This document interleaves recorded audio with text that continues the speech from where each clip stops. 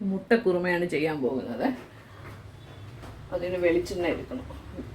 കുറച്ച് 1.5 spoon വെളിച്ചെണ്ണയോളം ഒഴിക്കുന്നു. Stove on ചെയ്യട്ടെ.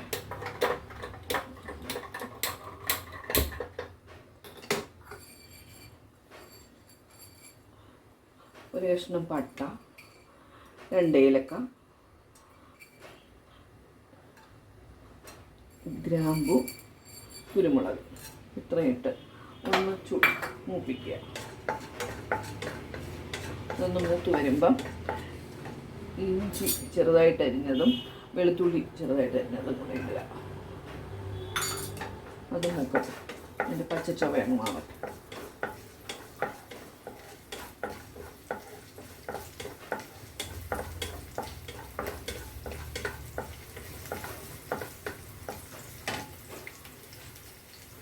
അത് കഴിഞ്ഞ് സവാള, 2 സവാള ഞാൻ നീളത്തിൽ അരിഞ്ഞ് വെച്ചിട്ടുണ്ട്.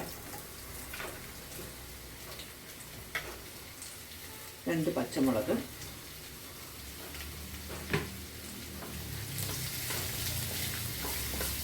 വശക്കിയെടുക്കാം.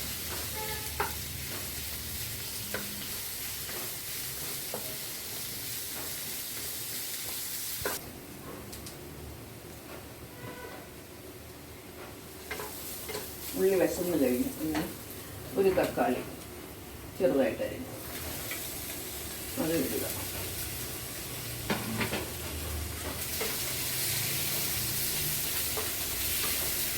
അതിൻ്റെ കൂടെ കുറച്ച് കരിവേപ്പില.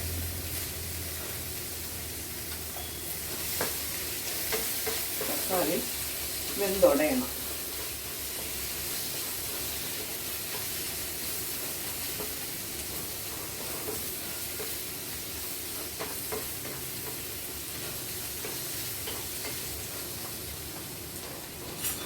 കുറച്ച് മഞ്ഞൾപ്പൊടി,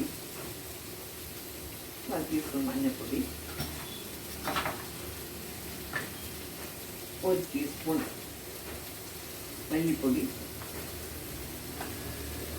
കൂട്ടൊന്ന് മൂക്കട്ടെ.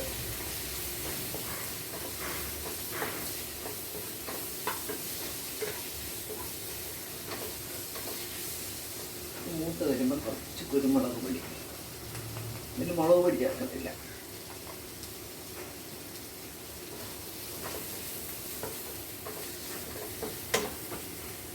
കഴിയുമ്പോൾ തക്കാളി വേവാനായിട്ട് കുറച്ച് വെള്ളം ഒഴിക്കുക. ചൂടുവെള്ളമാണ്. ഒഴിച്ച് അടച്ചു വയ്ക്കാം.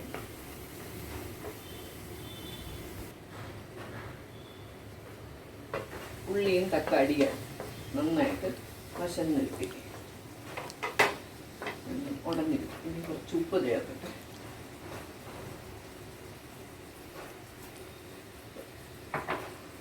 ഒന്നുകൂടെ ഇളക്കിയതിന് ശേഷം തേങ്ങാപ്പാൽ, 1 ഗ്ലാസ് തേങ്ങാപ്പാൽ ഒഴിച്ച് വെച്ചിരിക്കുന്നു. മാഗിയിലാണ് എടുത്തത്. കട്ടിപ്പാൽ അതൊന്ന് തിളച്ചാൽ മതി. ഉപ്പ് നോക്കിക്കോട്ടെ. ഉപ്പുണ്ട്. മുട്ടയൊന്ന് 4 സൈഡും ഒന്ന് വരഞ്ഞിടണം. അങ്ങനെ കട്ട് ചെയ്തും ഇടാം.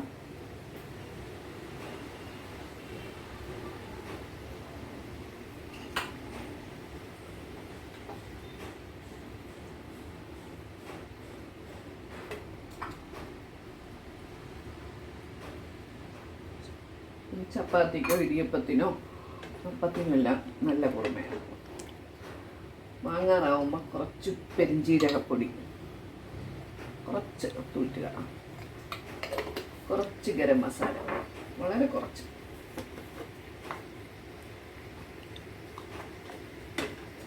ഒന്ന് ഇളക്കി ചൂടായാൽ മാത്രം മതി.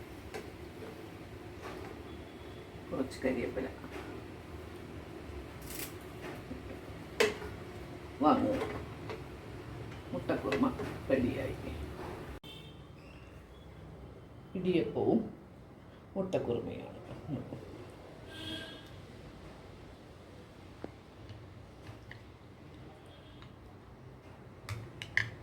ഇന്നത്തെ ഡിന്നറിന് ഇതാണ്.